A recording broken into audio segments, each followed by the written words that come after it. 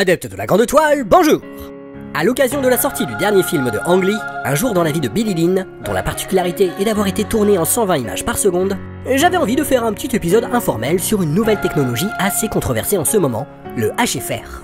Alors oui, on va causer technique, mais attendez tout de même un peu avant de vous barrer pour aller voir des vidéos de chats sur un onglet voisin. Je vais bien sûr vous expliquer tout ça. If you think about cinema, the technology hasn't really changed since it was invented. We still talk about 24 frames a second. The challenge is how you make cinema evolve, how you keep cinema fresh. Film is always you watch somebody else's story. Now you get a chance to step into it. This film is on the frontier of something. It is an immersive experience.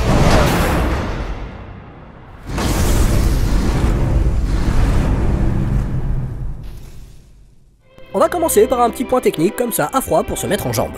Vous le savez tous, le cinéma ce sont des images fixes qui en défilant donnent l'illusion du mouvement grâce à la magie de la persistance rétinienne.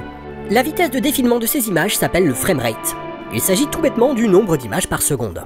À l'époque du cinéma muet, les caméras étaient actionnées avec une manivelle, donc le framerate variait entre 16 et 24 images par seconde selon la vigueur de l'opérateur. Mais à l'arrivée du cinéma parlant, il a fallu trouver un framerate fixe. En effet, sur la pellicule, il n'y a pas que les images, il y a aussi la piste son. Et si vous vous amusez à varier votre framerate, votre son va commencer à partir en cacahuète. Vous en conviendrez, un film entier comme ça, c'est pas possible, on devient fou en moins d'un quart d'heure. Donc il a fallu normaliser. Pour l'anecdote, Thomas Edison préconisait un framerate de 46 images par seconde, parce que selon lui, un framerate inférieur fatiguerait les yeux.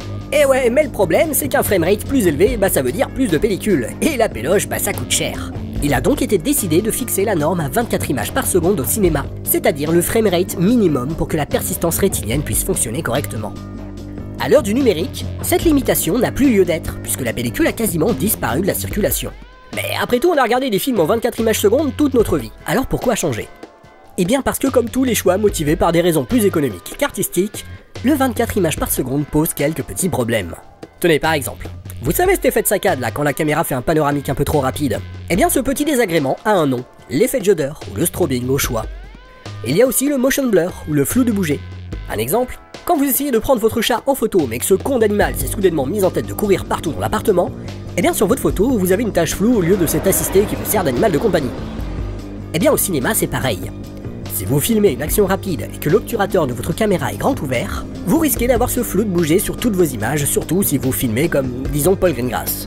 Alors évidemment, on peut atténuer cet effet en diminuant l'angle de l'obturateur de la caméra, et ainsi obtenir un effet d'image saccadée qu'on retrouve souvent dans les scènes de bataille. Enfin, si le 24 images par seconde est tout juste suffisant pour une projection en 2D, ça devient carrément limite quand on passe à la 3D, et surtout à la 3D active.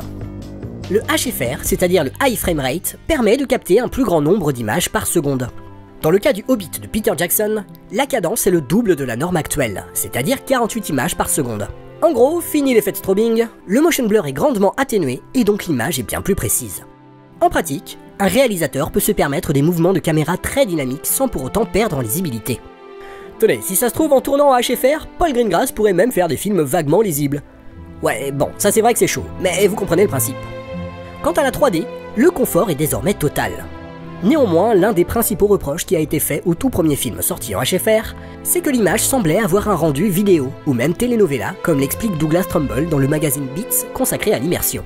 It's very complicated and it gets very technical, so I can't really explain it all to you, but it has to do with the flickering of the projector.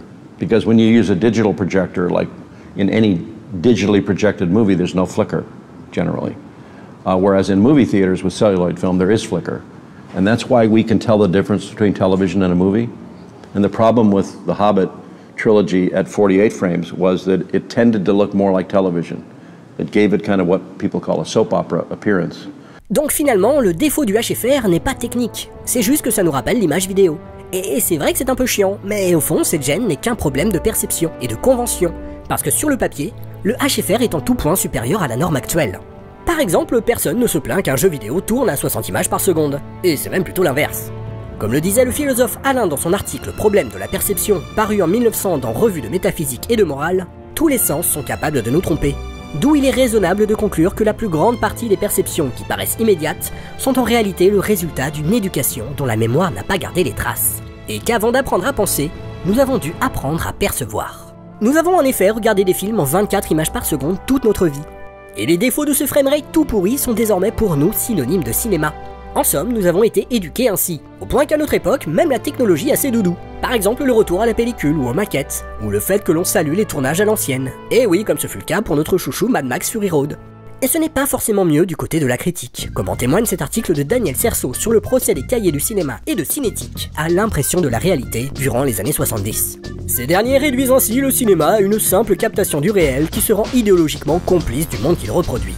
En niant que le cinéma est une construction composée d'innombrables conventions et d'un long apprentissage passif pour assimiler ses évolutions, et en n'en faisant qu'une simple reproduction de la réalité, les édiles du cinéma balaient la dimension technique du 7e art pour ne s'intéresser qu'au sens qu'il véhicule.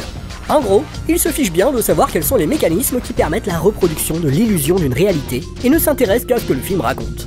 Il ne faut donc pas s'étonner que les spectateurs préfèrent rester en terrain connu plutôt que de faire l'effort de bousculer leurs habitudes. Mais ne vous méprenez pas. Notre but ici n'est pas de vous convaincre à tout prix que tous les films se doivent désormais d'être tournés en HFR. Et puis, comme la télévision va s'y mettre pour les compétitions sportives, bah ça finira un jour ou l'autre par revenir au cinéma, qu'on le veuille ou non. Ce que je veux vous faire comprendre, c'est qu'on n'est qu'aux premières expérimentations de ce procédé. Il n'y a pour le moment que 4 films tournés en HFR, et à mon sens, c'est beaucoup trop peu pour se faire une opinion définitive sur le potentiel de ce nouveau framerate. Tenez, vous croyez que le premier film sonore était déjà en Dolby Surround? Eh ben non!